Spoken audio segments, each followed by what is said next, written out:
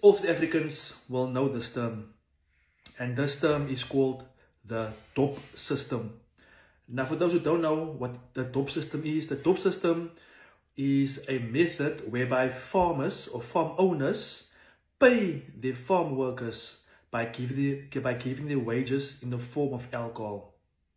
It might be a weekly wages or a daily, but instead of giving the farm workers money, the farm owners pay their farm workers by giving them alcohol. So many people, they miss this point. If you go to a farm, right, on a Saturday, especially late Saturday afternoon, what are you going to find there?